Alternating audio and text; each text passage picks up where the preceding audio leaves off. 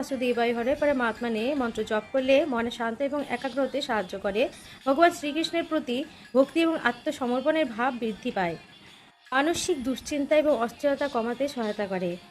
নিয়মিত জপ করলে ইতিবাচক চিন্তা আধ্যাত্মিক চর্চায় মন অভ্যস্ত হয়।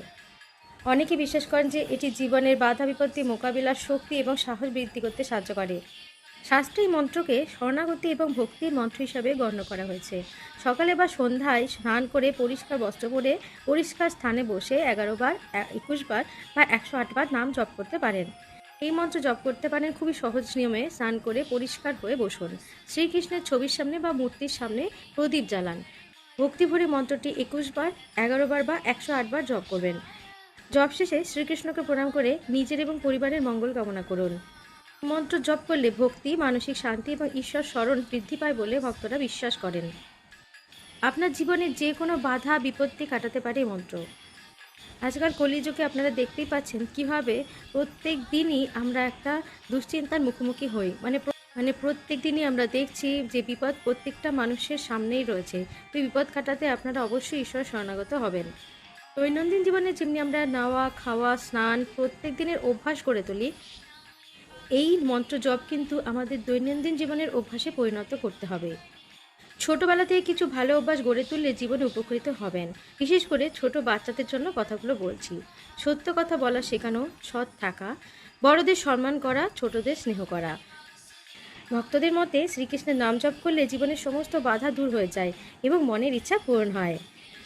এমনকি আপনার চলার পথে জীবনে অনেক শত্রু আসবে, তারাও আপনার পথ থেকে সরে যাবে। সেজন্য নাম জপ করেই আপনি জীবনের সমস্ত বাধা শত্রু নাশ করতে পারেন। আপনাকে আলাদা করে কোনো রকম চিন্তায় পড়তেই হবে না। আমরা জীবনে চলার পথে অনেকেই ভেবে থাকি আমাদের জীবনে ভালো বন্ধু আমরা কোনোদিন খুঁজেই পাইনি। ভক্তি পরম্পরায় অনেকেই শ্রীকৃষ্ণকে শুধুমাত্র ঈশ্বর নন, বন্ধু হিসাবেও পেয়েছেন। ভাগবত ও গীতার কাহিনীতে দেখা যায় অর্জুনের সঙ্গে কৃষ্ণের গভীর বন্ধুত্বের সম্পর্ক ছিল। বৃন্দাবনের গোপালেরাও কৃষ্ণকে আপন বন্ধু হিসাবে ভালোবাসতেন। এই ধরনের ভক্তিভাবকে সখ্যভাব বলা হয়। আপনার আলাদা করে মানুষের প্রয়োজন হবে না। আপনি শ্রীকৃষ্ণকে বন্ধু বলে মনে করবেন। তাহলে যদি আপনি শ্রীকৃষ্ণকে বন্ধু বলে মনে করেন, তাহলে আপনার জীবনের নিজের সমস্ত আনন্দ দুঃখ চিন্তা মনের কথা আপনি শ্রীকৃষ্ণের কাছে বলতে পারবেন। অনেক ভক্ত মনে করেন যে এতে কৃষ্ণের সঙ্গে একটি আন্তরিক সম্পর্ক এবং ব্যক্তিগত সম্পর্ক আপনার সাথে কৃষ্ণের গড়ে উঠবে। হে কৃষ্ণ, তুমি আমার সখা, আমাকে সৎ পথে চালাও, এইভাবে মনে প্রার্থনা করবেন।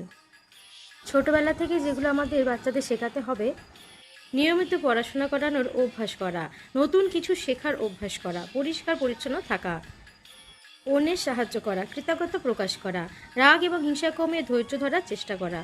প্রতিদিন কিছু সময় অবশ্যই প্রার্থনা, জপ এবং ধ্যানের জন্য রাখতে হবে।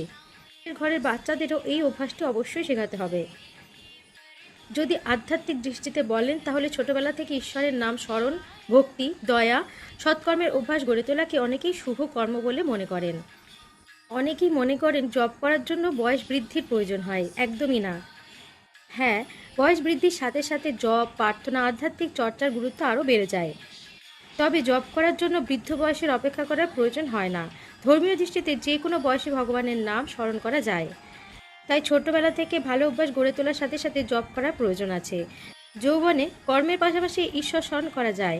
বৃদ্ধ বয়সে বেশি সময় দিয়ে জব ধ্যান করা অনেকের পক্ষে সহজ হয়, অনেকের পক্ষে সহজ হয় না। সেই জন্যই মূল বিষয় হলো বয়স নয়, আন্তরিকতা এবং নিয়মিত অভ্যাসের প্রয়োজন হয়। শ্রীকৃষ্ণের আরও কিছু জনপ্রিয় মন্ত্র আছে। মহামন্ত্র হলো হরে কৃষ্ণ কৃষ্ণ কৃষ্ণ হরে হরে, হরে রাম রাম রাম হরে হরে। কৃষ্ণমন্ত্র ওম নমো ভগবতে বাসুদেবায় নমঃ। 3 নম্বর গোবিন্দ মন্ত্র কৃষ্ণায় বাসুদেবায় হরে পরমাত্মনে প্রণতঃ কলিষ্ণাশায় গোবিন্দায় নমো নমঃ। আপনি প্রতিদিন সকালে অথবা সন্ধ্যাবেলায় অবশ্যই 108 বার নাম জপ করবেন। প্রতিদিনই যতটা সম্ভব ভক্তি ভরে নাম জপ করার চেষ্টা করুন। ভক্তদের মতে শ্রীকৃষ্ণের নাম জপ করলে জীবনের সমস্ত বাধা দূর হয়ে যায় এবং মনের ইচ্ছা পূরণ হয়। এমনকি আপনার চলার পথে জীবনে অনেক শত্রু আসবে, তারাও আপনার পথ থেকে সরে যাবে। সেজন্য নাম জপ করেই আপনি জীবনের সমস্ত বাধা শত্রু নাশ করতে পারেন। আপনাকে আলাদা করে কোনো রকম চিন্তায় পড়তেই হবে না। আমরা জীবনে চলার পথে অনেকেই ভেবে থাকি আমাদের জীবনে ভালো বন্ধু আমরা কোনোদিন খুঁজেই পাইনি।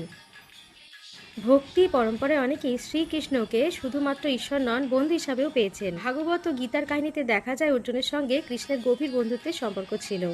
বৃন্দাবনের গোপালেরাও কৃষ্ণকে আপন বন্ধু হিসাবে ভালোবাসতেন।